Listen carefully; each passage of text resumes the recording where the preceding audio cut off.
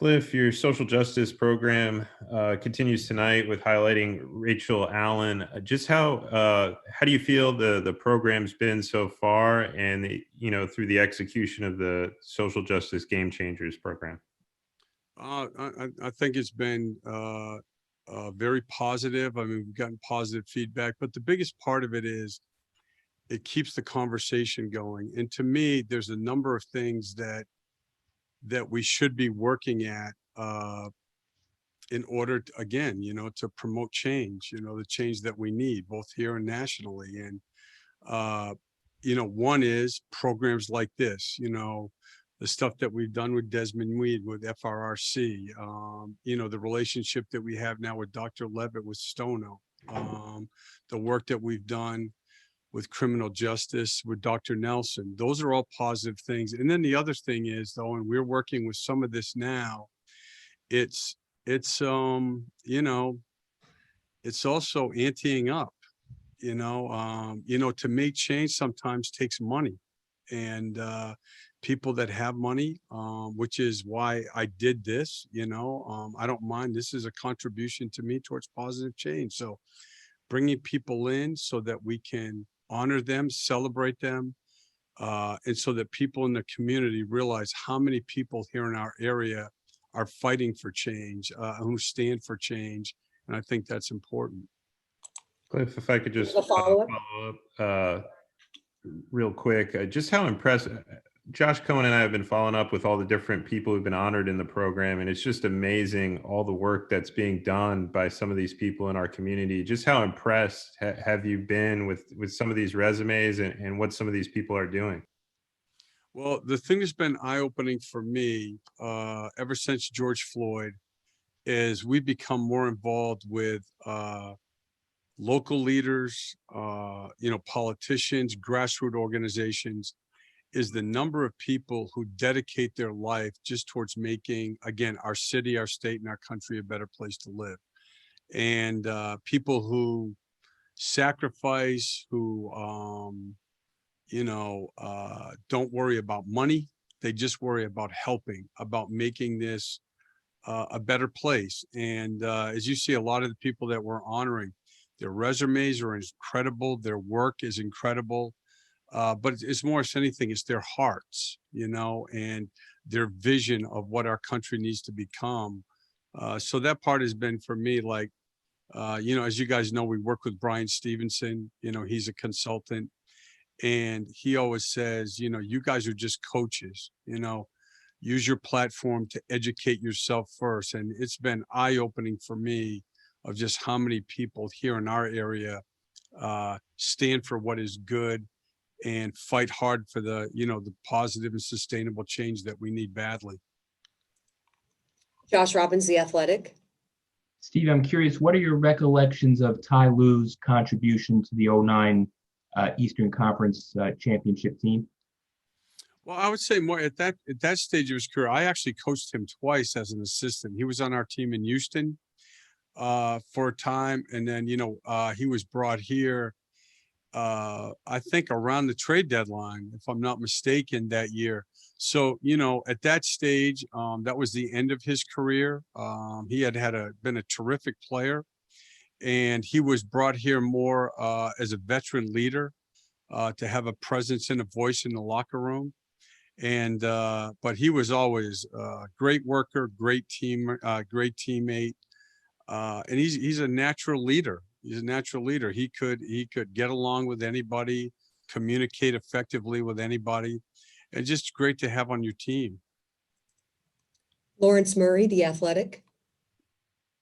Good afternoon, Steve. I wanted to ask you about one of your former players, Nicholas Batum. When you had him multiple positions on the wing, got him in a trade, extension was signed and everything. Now, years later, he's with the Clippers and he's playing a new position. He's up front. He obviously had experience in Charlotte at the end, and now he's just in a completely different frame of mind, it seems like. What have you observed from him this season, and what would you say is the biggest differences between the player he is now and the player he was when he played with you? Well, we only had one day to prep because we played 2 nights ago. So I watched probably 3 of their games, and you can tell he's in a good place. I think, he had a couple of great years with us, particularly his first year in Charlotte after the trade from Portland. That's when he earned the big contract. That was the year we won 48. We lost a 7-game series to Miami, and he was injured and played very little actually in that series. I mean, if he was healthy, I truly believe, we would have won that series. But he's the guy that everybody wants to be on the floor with. He plays for his teammates, his decision making, his passing, his size, his feel for the game. And the one thing I've noticed here is he has his confidence in his 3-point shot back. He's obviously shooting a high percentage, and the way they play with their spacing, and then obviously with Kawhi and Paul George's ability to draw the help defender, these other guys are getting a lot of open spot up threes, and he's in a good place and he's knocking them in. Thanks, Cliff. Rick Williams. Defense is a big key to your team's game plan, but unfortunately, you guys have been struggling. What is the key for your defense success tonight? Yeah, you know what? Listen, I've been going over this, and we can blame it on practice time or, everything else is we're just not, committed to the right things yet defensively, and things that we've done well here for 2 years. We've always been, top 5 in transition defense. We're 14th. We've always been top 6 or 7 points at the rim. We're 20th. We've always scored off our defense. Last year we were 9th in points off our defense. Right now I think we're like 15th. Last year we were top 5 in deflections, top 7 in steals. This year we're like 15th and 19th. And so, I mean, before we say, this team can't do it, we have to do what we're capable of doing, because we have basically the same core. We have guys out. We have guys out for sure. But we've played very well with this core of guys, and it's my job to get them to commit to that. And we had a good session yesterday. I do think not practicing, it's a big problem for a team like ours. We've always been able to make progress during the season, and particularly in the weeks when we've had days when we could practice. It's different now, with the schedule being so condensed. Practices are different, shoot-arounds are different, and it's hurt our progress. But it's starting to me so much right now with, like any other aspect of life, the things that you put the most into, you're good at, right? You're not going to be good at everything. We've always been good here at, if we get back on defense, if we rebound the ball, if we're into the ball, we're hard to play against, we defend every night, we'll have a chance to win. And we haven't been that team yet. So that's what we're looking for tonight. That's what we worked on yesterday. And I'm optimistic we'll take a step forward today. Yes, sir. Thank you.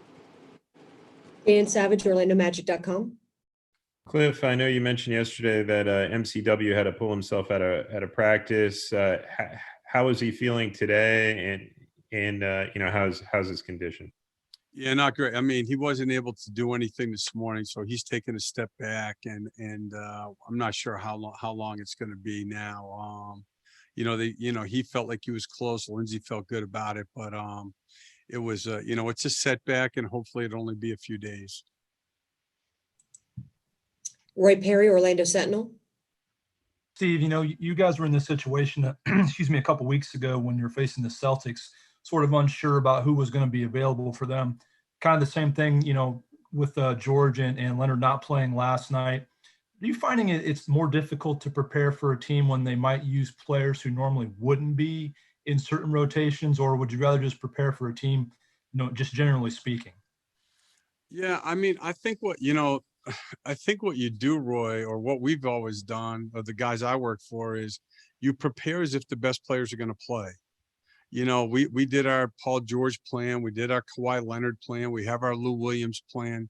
And then if they don't play, you're good, And to be honest with you is, the majority of your defense, it's your principles. You know, like you have to game plan for the great ones. There's no question. Kawhi, Paul George, Lou Williams can go off, obviously. So what you do with those guys, that's what makes these teams different. That's why the upper echelon teams.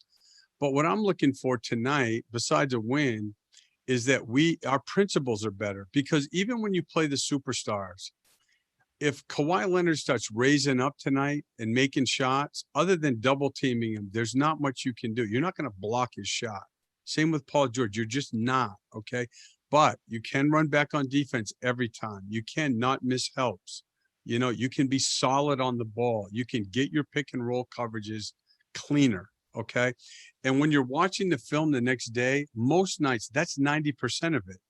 Look at, watch every year the teams that are good. It's not who steals the ball necessarily or that. It's their principles. Do they have a way to play?